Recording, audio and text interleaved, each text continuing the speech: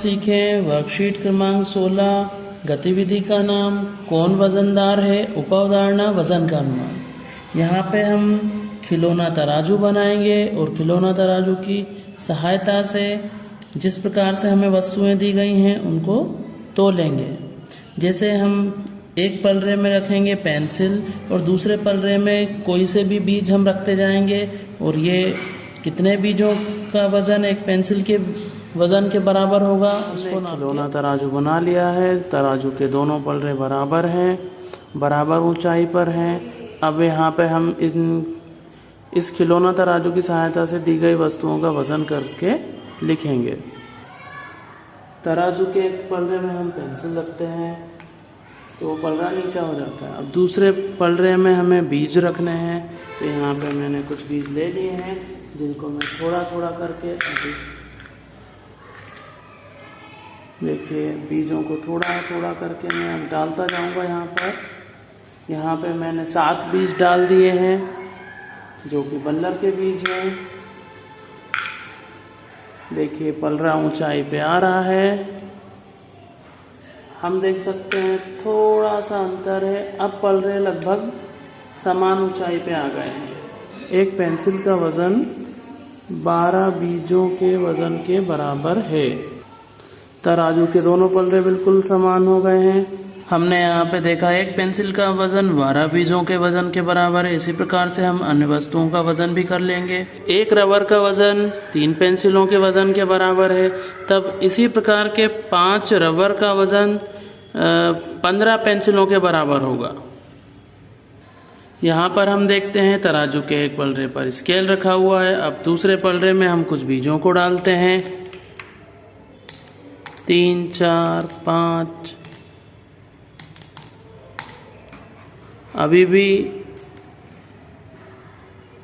तराजू के एक पलरे में हमने स्केल को रखा है और दूसरे पलरे में हम कुछ बीजों को रखते जा रहे हैं। अब तराजू के दोनों पलरे बराबर हो गए हैं। हम बीजों की संख्या को गिनकर लिख लेंगे। यहाँ पर हमने बल्लर के बीज लिए हुए हैं। आप चने या अन्य बीजों का प्रयोग कर सकते हैं। इस प्रकार से हमने सभी वस्तुओं का वजन नापकर लिख लिया है।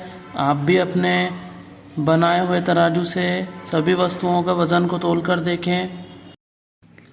आओ करें और सीखें वर्कशीट क्रमांक 17। गतिविधि का नाम आओ आकृति पहचाने, उपावधारणा आकृतियों की पहचान।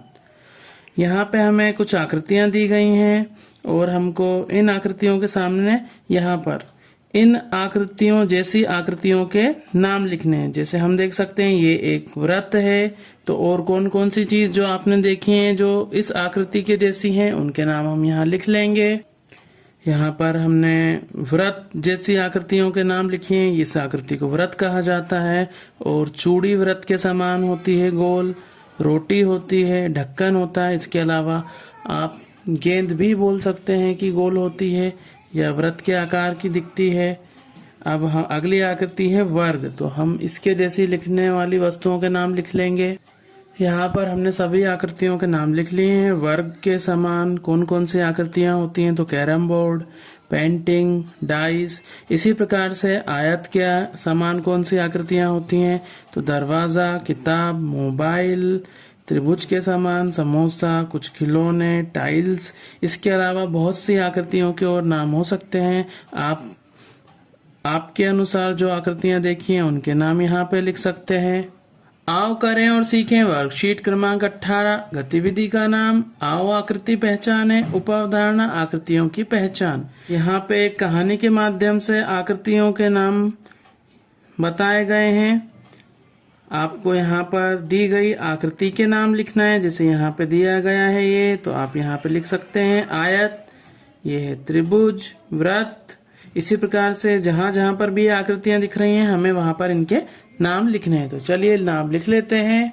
हम जानते हैं 4 कोनों वाली आकृति को बोला जाता है आयत। 3 कोने की आकृति को त्रिभुज कहा जाता है और वृत्त में कोई भी कोना नहीं होता है। इसी प्रकार से हम सब जगह नाम लिख लेंगे। और आप इन नामों को लिखने के साथ ही कहानी को भी पढ़ें। कहानी बहुत अच्छी है। हमने सब जगह आकृतियों के नाम लिख लिए हैं। चलिए अब इस कहानी को पढ़ते हैं। व्रत, आयत और त्रिभुज एक स्कूल में पढ़ते थे। आयत के 4 कोने होते हैं, त्रिभुज के 3 कोने होते हैं, परंतु व्रत का तो कोई कोना ही नहीं होता। आयत और त्रिभुज व्रत को चिढ़ाते थे। एक बार तीनों जंगल में घूमने गए। वहां एक शेर आया, तीनों भागने लगे। व्रत पहिए की तरह लुढ़कते लुढ़कते तेजी से भागने लगा। आयत और त्रिभुज कोने की वजह से खिसक खिसक कर चल रहे थे, अर्थात बहुत धीरे धीरे चल पा रहे थे। आयत और त्रिभुज व्रत से विनती करने लगे, हमें भी साथ ले चलो। इस पर व्रत ने अपने हाथों में दोनों को रख लिया। यह देखकर शेर जंगल की ओर लौट गया, क्योंकि व्रत बहुत तेजी से घूमते हुए भाग रहा था। व्रत, आयत और त्रिभुज सकुशल घर वापस आए। आयत और त्रिभुज ने व्रत को चिढ़ाना बंद कर दिया। इस कहानी से हमें ये पता लगता है, आयत के 4 कोने होते हैं, त्रिभुज में 3 कोने होते हैं, जबकि व्रत में कोई भी कोना नहीं होता। आओ करें और सीखें। वर्कशीट क्रमांक 19। गतिविधि का नाम दिन, महीने, साल आगे बढ़ते जाते हैं। उपअवधारणा समय। इस वर्कशीट में आप सभी को अपने सुबह उठने से लेकर रात को सोने तक आप कितने समय में कोई भी काम करते हैं, कितने समय करते हैं, वो यहाँ पे आपको लिखना है। यहाँ पे हमने लिख लिया है कितने समय सोकर उठते हैं, तो सुबह 6 बजे। नहाने का समय है सुबह 9 बजे का। स्कूल में प्रार्थना सभा शुरू होती है सुबह 10:30 पर। गणित का पीरियड लगता है सुबह 11 बजे। मध्याह्न भोजन होता है 1:30 पर दोपहर में। और सोने का समय है रात को 9:30। नीचे दिए गए दैनिक कार्यों में लगने वाला समय लिखिए। तो यहाँ पे हमें जो काम दिए गए हैं इसमें कितना समय हमें लगता है, उस समय को हमें यहाँ पे लिखना है।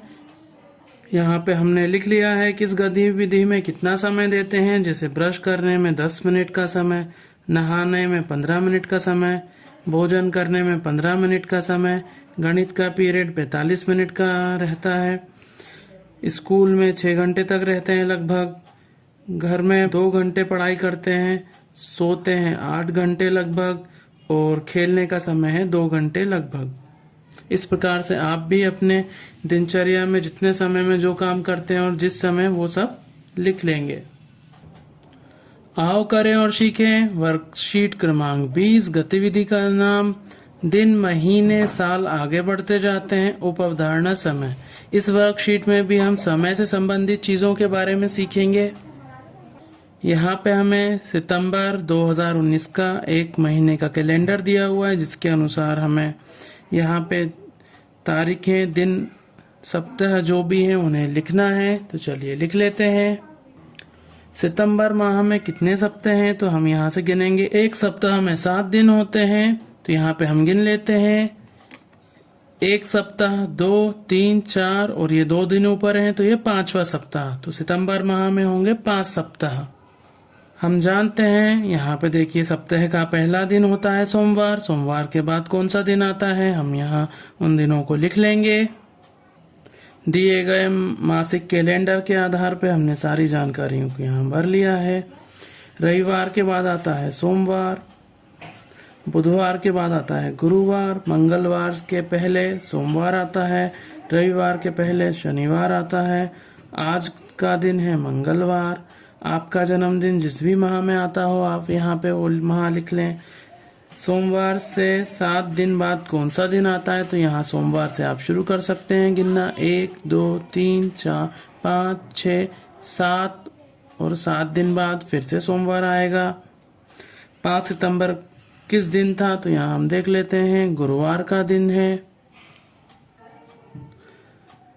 तुम्हें कौन सा दिन सबसे ज्यादा पसंद है, तो मैंने लिखा है रविवार। आपको जो भी दिन पसंद हो आप वो लिख सकते हैं।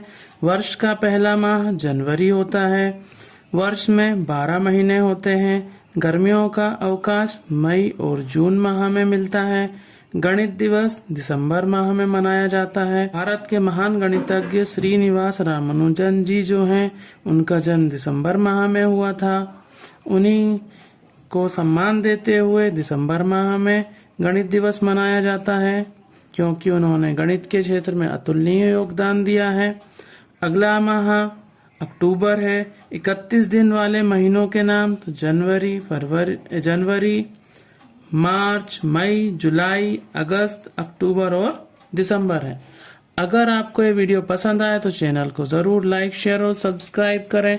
Thanks for watching.